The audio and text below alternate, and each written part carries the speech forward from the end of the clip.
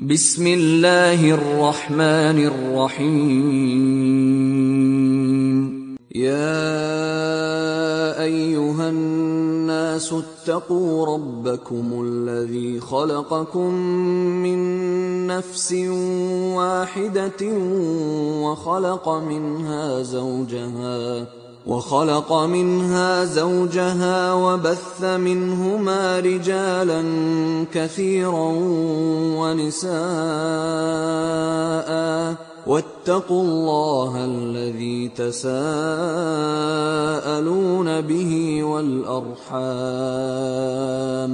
إن الله كان عليكم رقيبا۔ شروع اللہ کا نام لے کر جو بڑا مہربان نہایت رحم والا ہے۔ لوگوں اپنے پروردگار سے ڈرو جس نے تم کو ایک شخص سے پیدا کیا، یعنی اول اس سے اس کا جوڑا بنایا، پھر ان دونوں سے کثرت سے مرد و عورت پیدا کر کے روئے زمین پر پھیلا دیے۔ اور اللہ سے ڈرو جس کے واسطے سے تم ایک دوسرے سے حقوق کا مطالبہ کرتے ہو، اور قطع رحمی سے بچو، کچھ شک نہیں کہ اللہ تمہیں دیکھ رہا ہے۔ وَآتُوا الْيَتَامَى أَمْوَالَهُمْ وَلَا تَتَبَدَّلُوا الْخَبِيثَ بِالطَّيِّبِ وَلَا تَأْكُلُوا أَمْوَالَهُمْ إِلَىٰ أَمْوَالِكُمْ إِنَّهُ كَانَ حُوبًا كَبِيرًا۔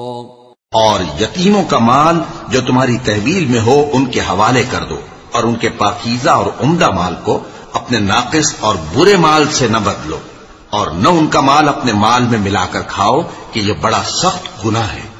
وَإِنْ خِفْتُمْ أَلَّا تُقْسِطُوا فِي الْيَتَامَى فَانكِحُوا مَا طَابَ لَكُم من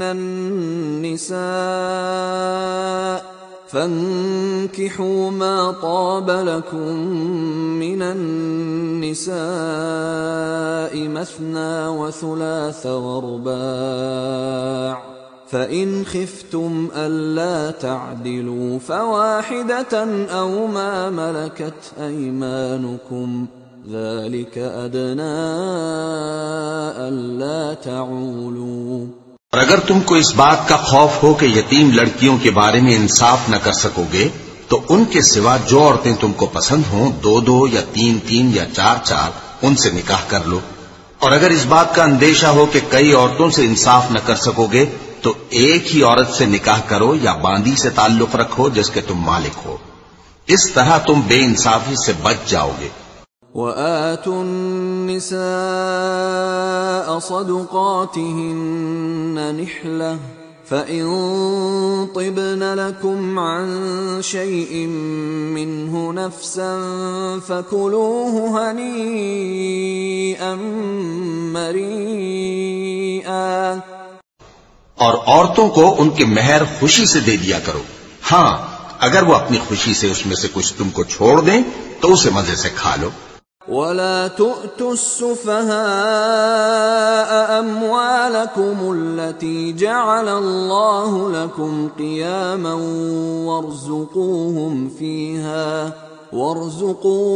فِيهَا وَاكْسُوهُمْ وَقُولُوا لَهُمْ قَوْلًا مَّعْرُوفًا۔